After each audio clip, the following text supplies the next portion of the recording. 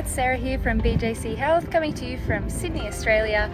Thanks for showing an interest in one of our educational events. You're about to watch part one, so enjoy the event. If you've got any questions about the content, then please consider joining BJC Connect, where you can access all of our facilitators live. Otherwise, please consider leaving a comment and we'll do our best to get back to you.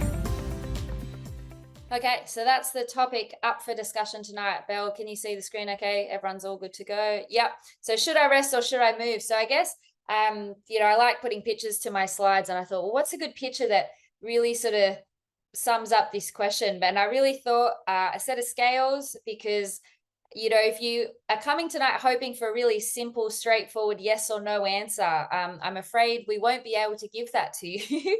I really think this is quite a juggling act, and I'm hopeful tonight we can give you some tools, we can give you some knowledge so that you can make the best decision possible for yourself and your own situation. But looking forward to getting into it.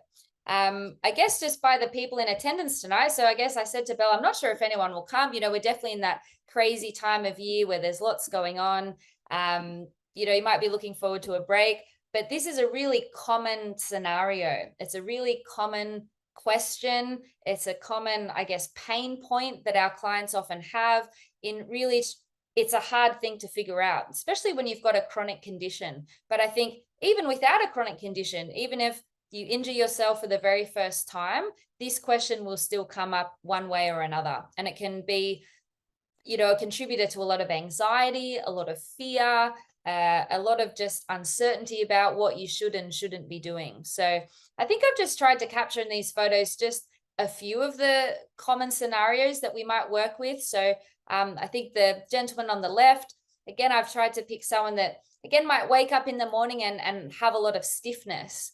And feel, not so great on first waking up. And then again, that can be challenging, when you're trying to start your day and decide how you're going to get through the rest of the day. How much can I do? Should I do that walk in the morning that I like to do? Should I skip it today because I'm feeling quite stiff and sore? The lady in the middle might represent someone who has a chronic condition, maybe an inflammatory one like rheumatoid arthritis, and she might experience a lot of fatigue, and she still might have a lot of responsibilities. She might have a couple of kids at home that she needs to look after. She might want to, try her best to manage all her chores and her housework. And again, trying to figure out how much is safe for her to do or how much she should do before she should rest, again, is something that has popped up quite a lot in the time I've worked at BJC.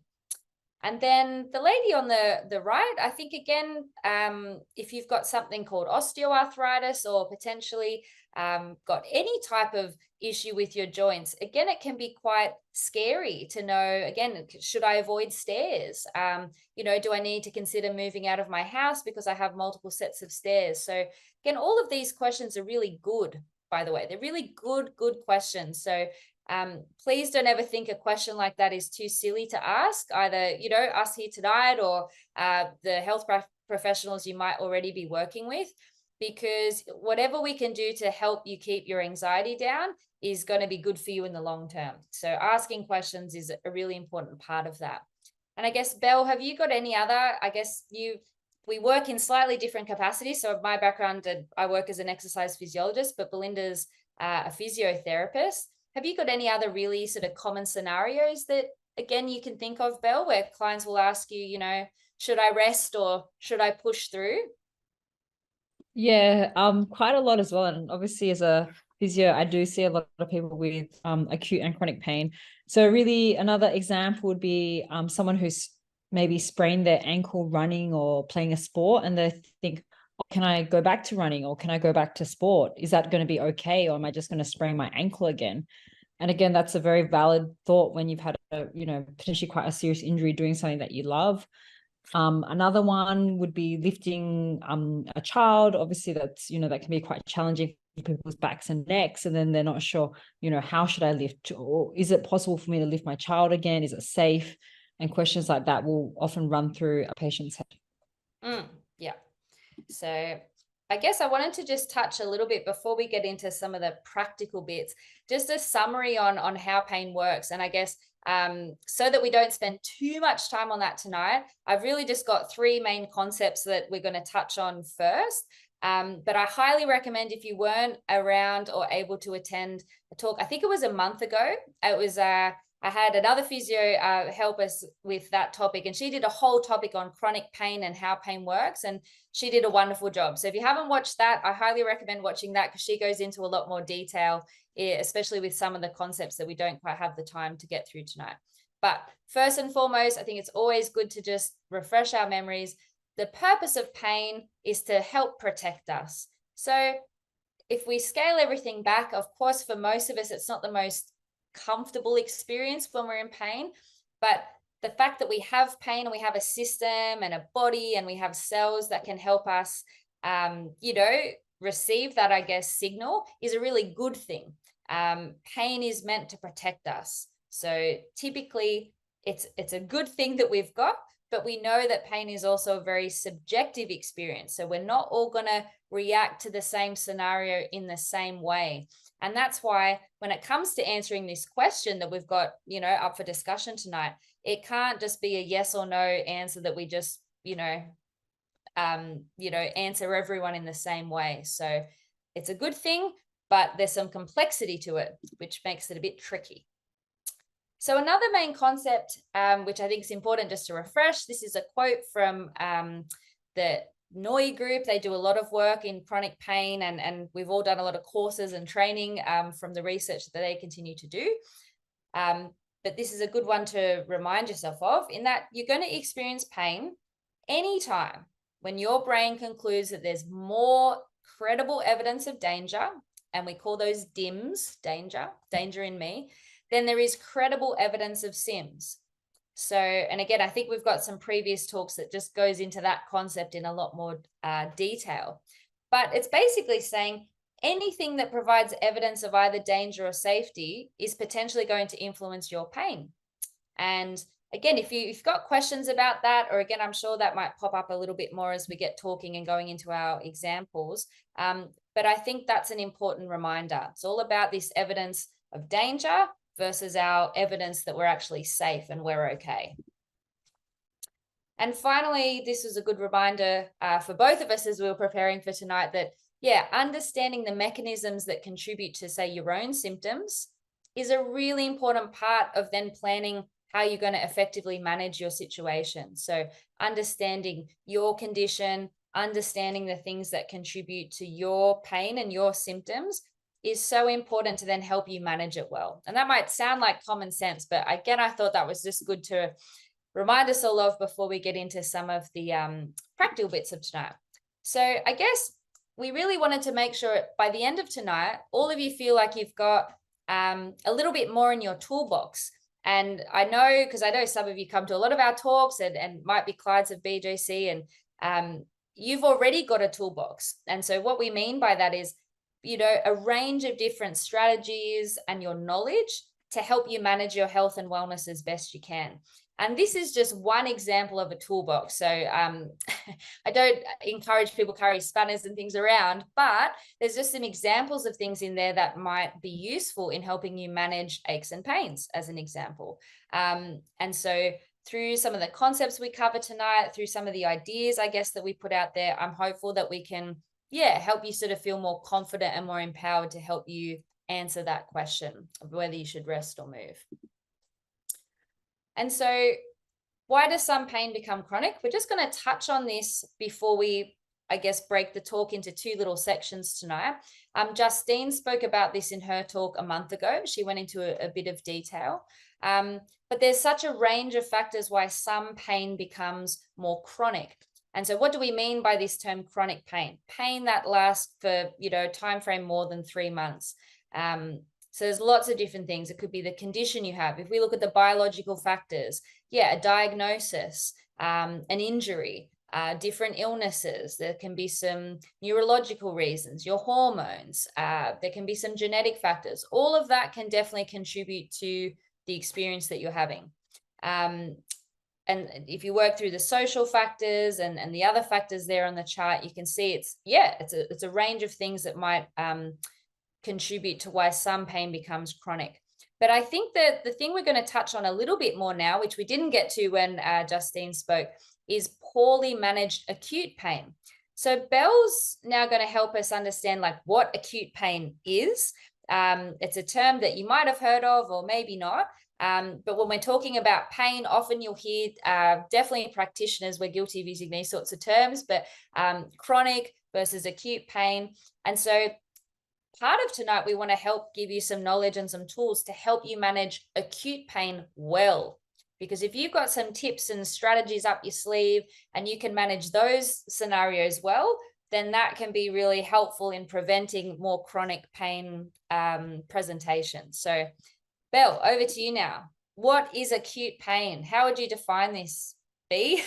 Sorry, I'll call Belle or B. I'll interchange, but go for it. All good, all good. So yeah, as I said, maybe you may be familiar with the term acute or acute pain. So in very, very simple terms, acute pain is anything that's been around for less than 6 weeks. Okay. It normally will come on quite severely or maybe suddenly.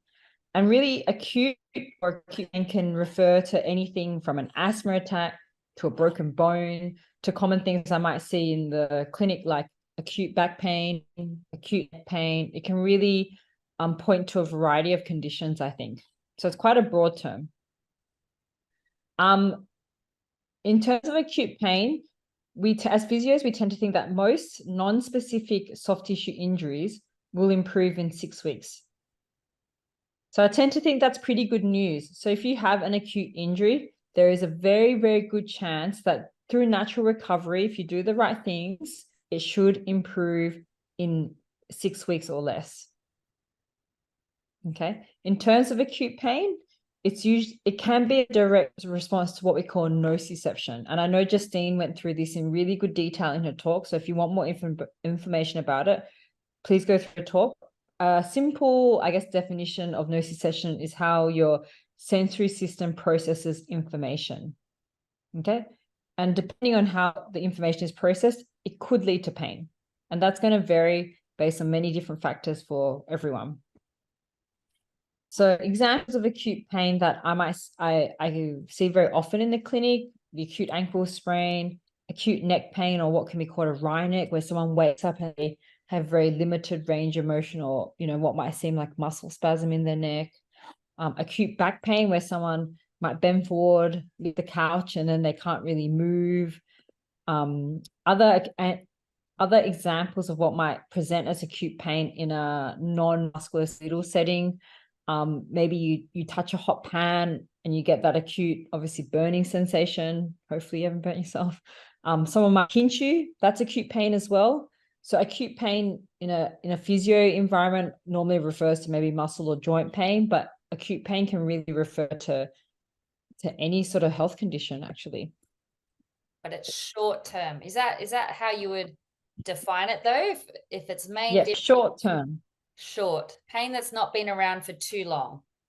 Yeah. So then obviously in comparison, as Sarah spoke about chronic pain, that's normally in regards to anything 3 months or longer. Okay. And then there's actually this funny space between 6 weeks and 12 weeks, which as physios we call subacute pain. But that is probably less important to remember. So it's normally acute, where the severe sharp pain, or chronic pain, where the pain is kind of around and stuck around for various different reasons. Okay. So short term. Hopefully that's clear around. But again, if you want us to go through anything else in more detail, please just ping us in the chat. What are some ways that acute pain might present, Belle? So you mentioned sort of the neck, again, an ankle sprain, I guess swelling, like we haven't talked about swelling yet. Is swelling something that's more likely to happen in these acute episodes of pain in your experience?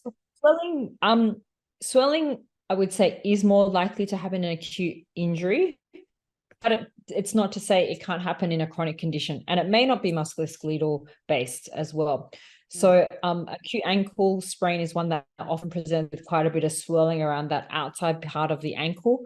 And swelling is typically a good thing in an acute injury. So swelling actually is fluid in the joint, but it helps with the recovery.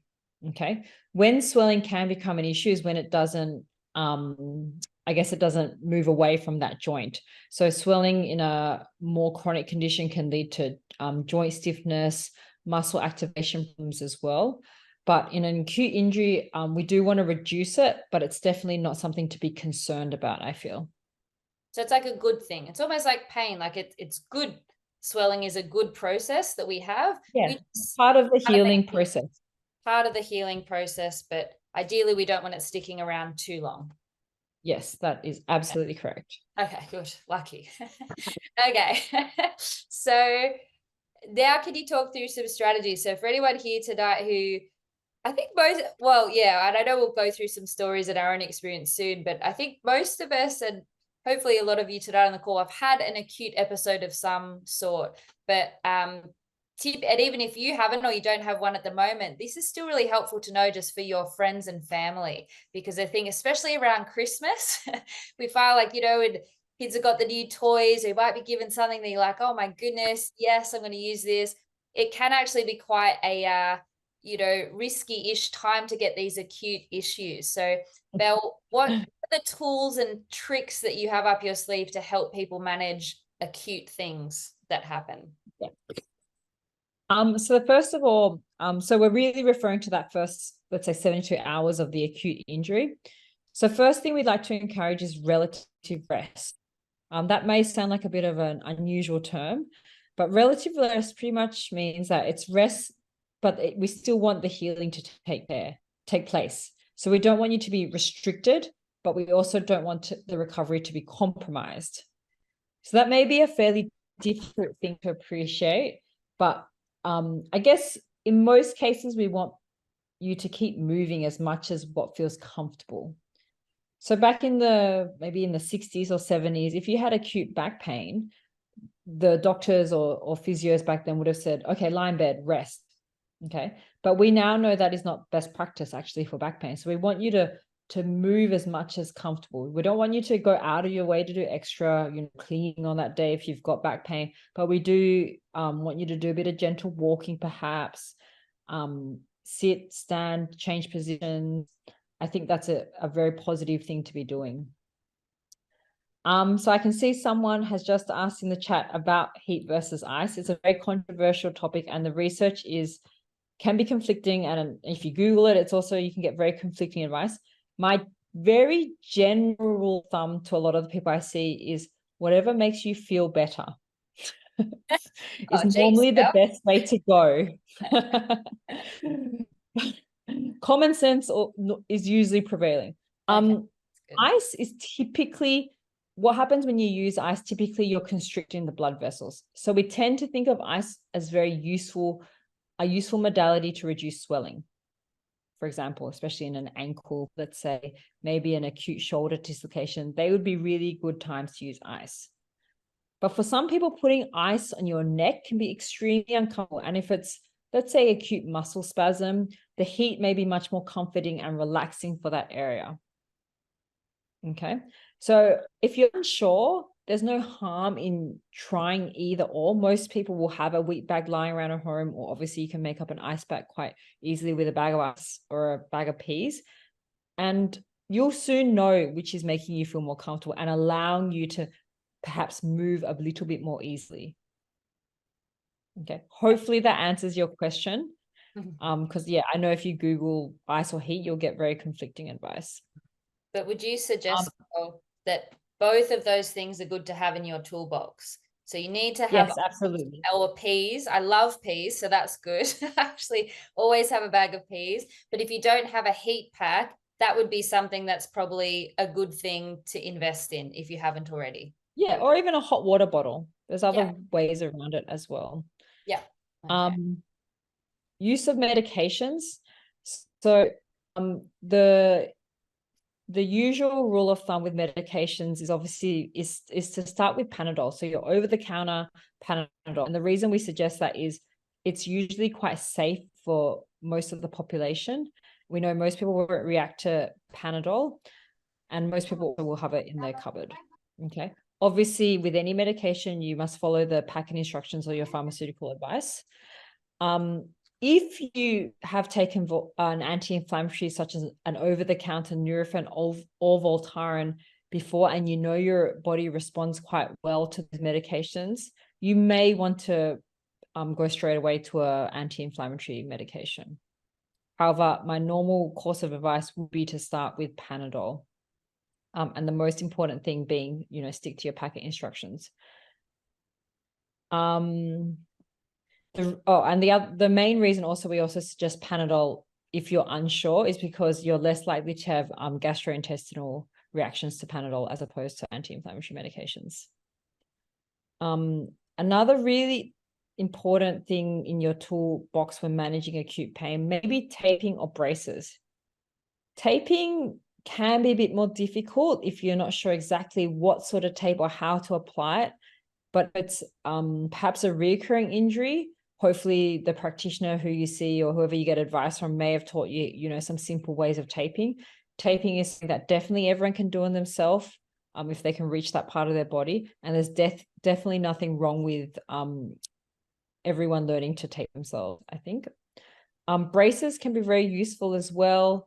It can be difficult to know which exact brace, but normally most chemists, Priceline Chemist Warehouse, they'll sell some simple braces, and they can often be a pretty good start, especially if you're in this really acute injury phase. And last but not least, talking to someone, okay?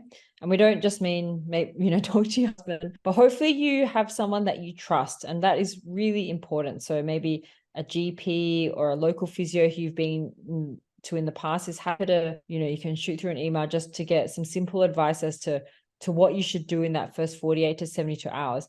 And this is really important, I feel, because when you have acute pain, it can make you quite anxious. You can start catastrophizing. I definitely see that a lot. You start thinking, I'm going to ever be able to walk again or move again.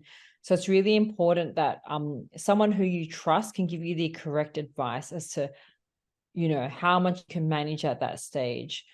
Should you use ice or heat perhaps if they know you well, and things like that. Okay. I think there's a lot there, everyone, but I think that's a pretty good snapshot of, I guess, some things to just know in case you're ever in a position where you've got an acute flare-up or a new issue, because I think that's a really practical good list of things to go through. And I think even myself and Belle have both had different injuries and different issues over the years, and we still use this stuff. So it's not just for people that might have an inflammatory condition. These are really good principles if you're ever around someone who's going through an acute, injury or episode.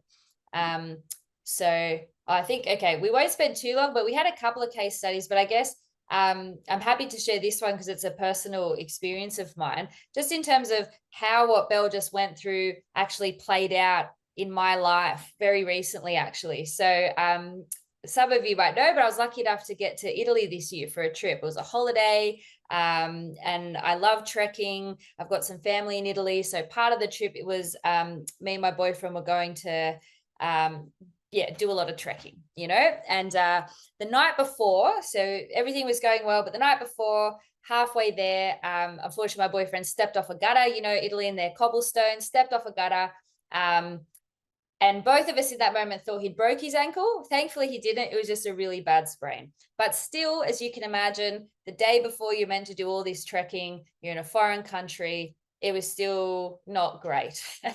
And I can speak a bit of Italian, but not enough to be feeling super good about going to a hospital or trying to find a physio or anything like that. Anyway, what did we do? So straight away when I saw his ankle, and this is where we've got to be careful too, especially even when it's the people close to you. It looked pretty bad. It was very, very swollen. I think both of us were a bit shocked. It was dinner time, was maybe like 8 o'clock. So had to get him to sit down. Thankfully, I asked someone to get some ice because I knew he needed ice, but I knew I didn't have anti-inflammatories or any medication. So then I had to quickly sprint to the pharmacy, figure that out, paid an exorbitant amount. So it was a good lesson. Always take Panadol anti-inflammatories when you go overseas, at least I've learned that from this experience. And anyway, we got through the night. My boyfriend was devastated. So at that point, I was also then trying to manage his expectations. He thought for sure he's not going to be able to participate in the rest of the trip. Anyway, so we got ice.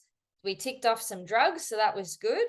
Then what did I do? So I was far away from physio, but what did I do? I actually texted Belinda straight away, and I was like, get this.